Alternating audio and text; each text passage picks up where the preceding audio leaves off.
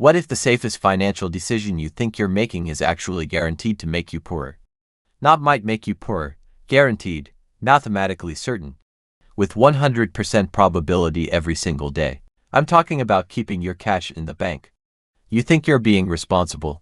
You think you're being safe. You think you're protecting your money. But you're not. You're watching it evaporate silently. Right now, there's over $18 trillion sitting in U.S. bank accounts. $18 trillion losing value every single second to inflation. And the people who own that money have no idea they're getting poorer. I'm going to show you exactly how much money you're losing by keeping cash in the bank, why this is the worst financial decision you can make, and what you should do instead. Here's a question that reveals whether you understand money. If you put $10,000 in a bank account today and take it out in 10 years, will you have more money or less money? Most people say the same or a little more if it earns interest. Both answers are wrong. You'll have less, significantly less, not in dollar terms, but in what those dollars can actually buy. Let me show you the math. Right now, inflation is running at about 3% to 4% annually. Let's use 3.5% as a conservative average. That means prices are rising 3.5% every year. If you have $10,000 in a bank account earning 0.5% interest, you're gaining $50 per year. But inflation is eating away $350 per year in purchasing power. You're net negative $300 per year. Over 10 years, that $10,000 will grow to $10,511 with compound interest at 0.5%. Sounds like a gain, right? Wrong. With 3.5% inflation, you need $14,106 to buy what $10,000 bought a decade ago. Your $10,511 has the purchasing power of only $7,447 in today's dollars. You lost $2,553, or 25.5% of your wealth, by keeping money in the bank, and you thought you were being safe. This is the invisible theft nobody talks about. Banks and governments don't want you to understand this because the system depends on your ignorance. They want you to think cash is safe. It's not. Money is not wealth. Money is a claim on wealth. It's a piece of paper or digital number representing your ability to buy goods and services. When governments print more money, which they do constantly, the value of each existing dollar decreases. It's simple supply and demand. More dollars chasing the same goods means each dollar buys less. In the last 4 years alone, from 2020 to 2024, the U.S. government increased the money supply by over 40%. They printed $5 trillion out of thin air. Where do you think inflation came from? If you had $50,000 in a bank account in 2020 and the money supply increased by 40%, your $50,000 now has the purchasing power of about $35,700 in $2020. You lost $14,300 in real wealth. And here's the worst part. This isn't going to stop. Governments will keep printing money because they have no choice. They have massive debts, programs to fund, and politically unpopular decisions to avoid. Let me give you a real-world example that makes this crystal clear.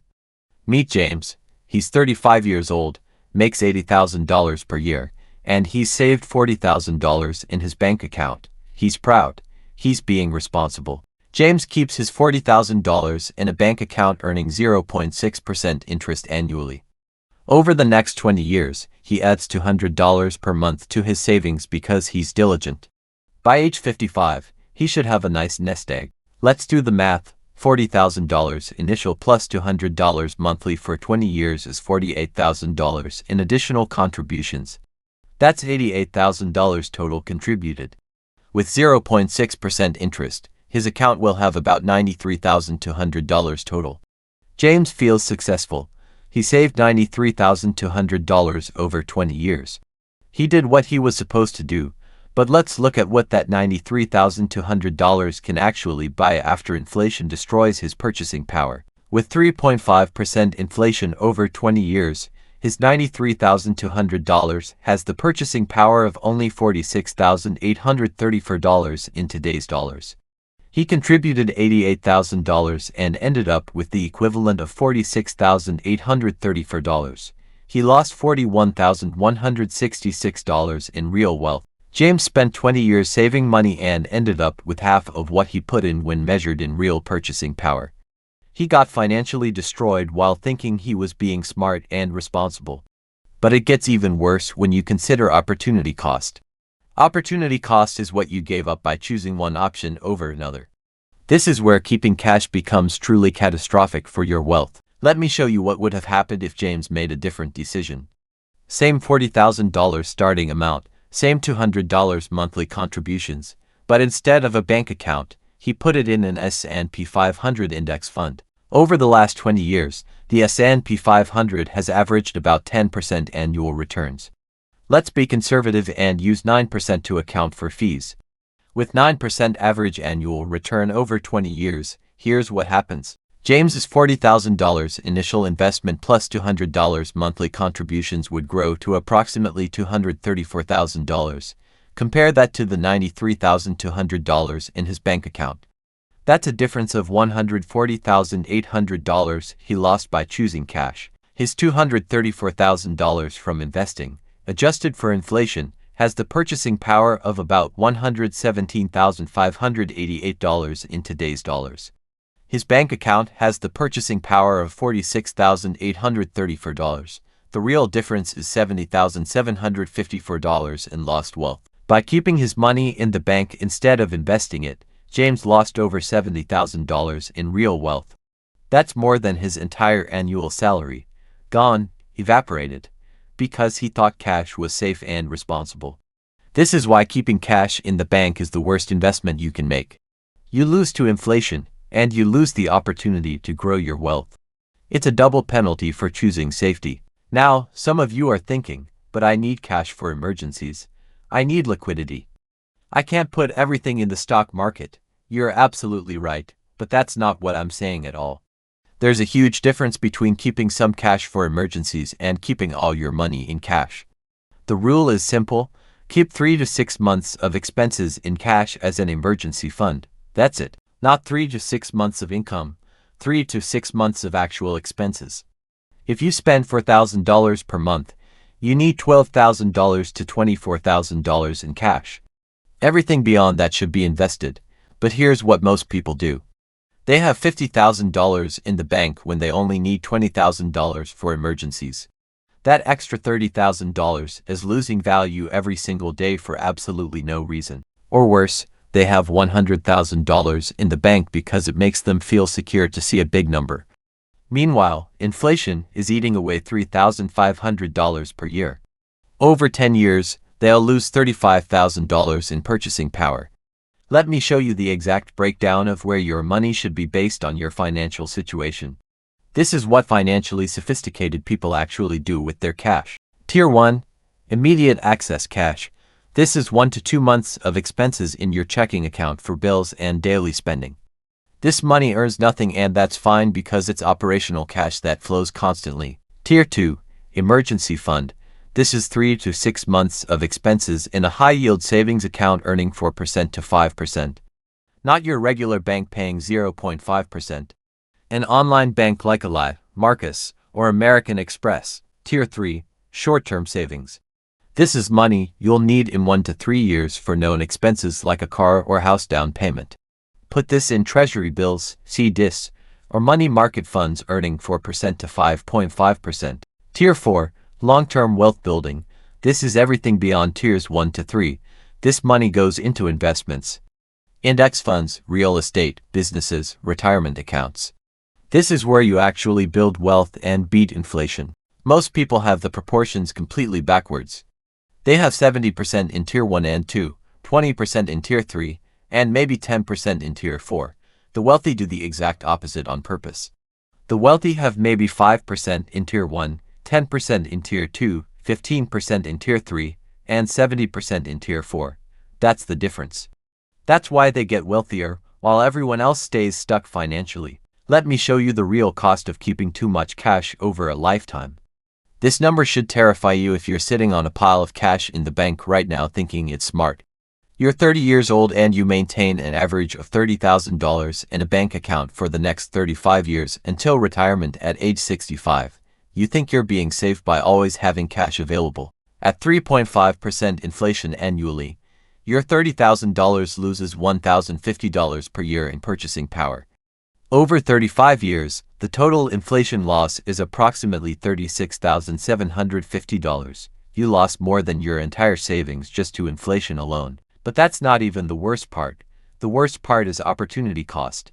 If instead of keeping $30,000 in cash, you kept $15,000 for emergencies and invested the other $15,000 in an index fund at 9% annually, that $15,000 invested for 35 years at 9% annual returns grows to approximately $305,000. You gave up $305,000 in growth by keeping that money in cash. For the feeling of safety you statistically never needed. This is why keeping cash in the bank is financially catastrophic when extended over a lifetime. It's the difference between retiring comfortably and struggling in your old age. This decision matters more than you think. Let me address common objections. But what if the stock market crashes right when I need my money?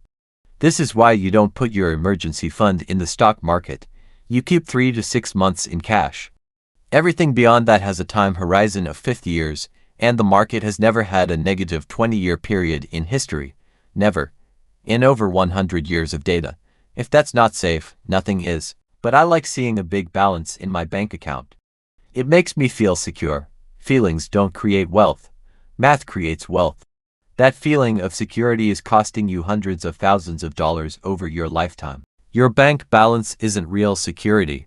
Real security is assets that grow faster than inflation. That big number in your bank account is shrinking in real terms every day. That's not security. That's denial and ignorance. Let me show you two people, same age, same income, same starting point, but different approaches to cash. One keeps it in the bank, one invests it strategically. The results will shock you but shouldn't surprise you. Person is Sarah. She's 25 years old, makes $55,000 per year, and she's saved $15,000. She keeps it all in a bank account earning 0.5%. She adds $300 per month to her savings for 40 years. Person B is Mike. Same age, same income, same $15,000 saved. But Mike keeps $6,000 in high-yield savings for emergencies. He invests the other $9,000 plus $300 monthly in a low-cost index fund earning 9%. Fast forward 40 years to age 65. Sarah, keeping everything in cash at 0.5% interest, will have approximately $175,000 in her bank account. She diligently saved for decades. Sounds good, right? Wrong. We need to adjust for inflation. At 3.5% inflation over 40 years, her $175,000 has the purchasing power of only $43,890 in today's dollars. She saved for 40 years and ended up with less purchasing power than she started with. Mike, who invested strategically, will have approximately $1,240,000 in his investment account. After adjusting for inflation, that's the equivalent of $311,000 in today's purchasing power. He's actually wealthy. Sarah is broke in real terms. The difference, Mike has $267,110 more in real purchasing power than Sarah. Over $250,000. Same starting point, same monthly contributions. Completely different outcome because Mike understood that cash isn't an investment. That's the difference between retiring in poverty and retiring with dignity. Between depending on Social Security and having options. Between understanding money and being a victim of inflation your whole life. Let me tell you what banks don't want you to know. They desperately need your deposits. Your cash sitting in their bank is how they make money. They pay you 0.5% and lend it out at 7%, 12%, or 25%. When you move money out of low-yield savings and into investments, banks lose their cheap source of capital. That's why they make it convenient to keep cash with them. That's why they link checking and savings together. When you move money out of low-yield savings and into investments, banks lose their cheap source of capital. That's why they make it convenient to keep cash with them. That's why they link checking and savings together. But now you know. You can't unknow this. Every day you leave excess cash in a bank account earning 0.5% while inflation runs at 3.5%, you're making a conscious choice to transfer wealth from yourself. Here's exactly what you need to do right now, today. Step 1. Calculate your monthly expenses, not your income, your actual expenses. Housing, food, transportation, insurance, everything. Be honest and thorough. Step 2. Multiply that number by 4 to get 4 months of expenses. This is your emergency fund target. If you spend $3,500 per month, your emergency fund should be $14,000. Keep this amount only. Step 3. Open a high-yield savings account with an online bank paying 4% to 5%. A lie. Marcus by Goldman Sachs, American Express, Discover. Legitimate institutions paying 10 times what your regular bank pays. Step 4. Open a brokerage account with Vanguard, Fidelity, or Schwab. Take everything above your emergency fund and invest it in a low-cost S&P 500 index fund with expense ratio under 0.1%. Step 5. Set up automatic monthly investments. Every month, automatically invest money from your checking account into your index fund. This removes emotion and ensures you're consistently building wealth without thinking about it. Step 6. Never touch your investments except in genuine emergencies. Not for a vacation, not for a new car, not because the market dropped 20%. True emergencies only. Let your money compound for decades. That's it. 6 steps. Not complicated, not risky. Just basic financial intelligence that banks hope you never learn. This is how you stop volunteering to be poor. This is how you build real wealth over time.